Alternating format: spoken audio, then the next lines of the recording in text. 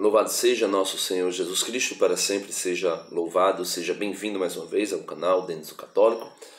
Se você me acompanha pelo YouTube, se pelo Facebook, bem-vindo à reflexão diária do Santo Evangelho. O Evangelho de hoje é tirado de São João, capítulo 1, versículos do 29 ao 34. Continuação do Evangelho de ontem, né?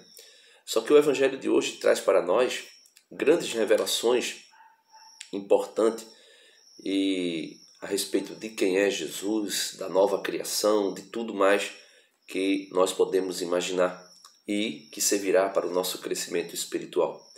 Logo no versículo 29 vai dizer o seguinte, São João Batista diz o seguinte: No dia seguinte, viu Jesus aproximar-se e disse: Aí está o Cordeiro de Deus que tira o pecado do mundo. Então, São João Batista, quando diz que vê Jesus e diz que Jesus é o Cordeiro de Deus que tira o pecado do mundo, nós já podemos ver que ele é o único Salvador. Ele é o único Redentor da história humana, da natureza humana, da raça humana, do ser humano. E ele é Salvador do homem por quê?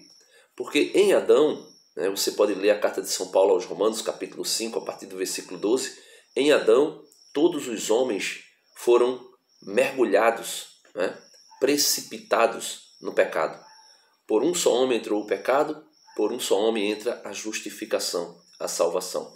Então em Adão todos nós nos tornamos pecadores, todos nós pecamos. A queda de Adão é uma queda que traz toda a raça humana com ele. A raça humana inteira caiu em Adão. A mesma coisa se dá quando eu ou você pecamos publicamente. Quando nós pecamos publicamente através de um escândalo, nós também levamos muitas pessoas a cair conosco. E mesmo que os nossos pecados sejam ocultos, toda vez que nós pecamos, a nossa queda sempre atrai alguém à queda também, porque o nosso pecado atinge outras pessoas. Veja, no versículo 30 vai dizer o seguinte: Dele eu disse, depois de mim vem um homem que existia antes de mim, porque está antes de mim. Então São João Batista aqui revela novamente que Jesus existia antes dele, ou seja, que ele, mesmo sendo 6 meses mais velho do que Jesus, fisicamente falando, biologicamente falando, humanamente falando, mas Jesus, como o Messias, como o Filho Eterno, existia antes de João Batista. E ele continua no versículo 31. Embora eu não o conhecesse, vim batizar com água para se manifestar a Israel. Então o batismo de João era um testemunho, foi querido por Deus, foi, vamos dizer assim, que designado por Deus, manifestado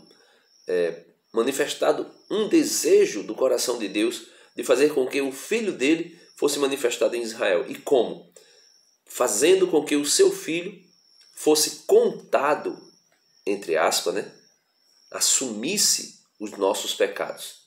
Veja, embora eu não o conhecesse, vim batizar com água para que se manifestasse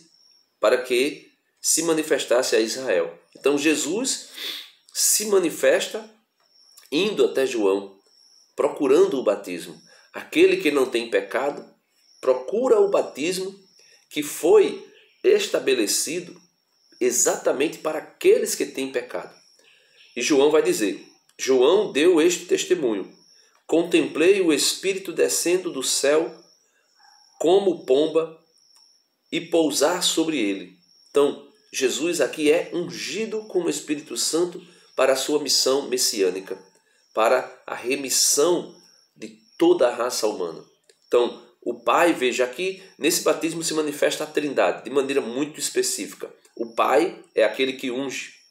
O Filho, o Messias, é o ungido.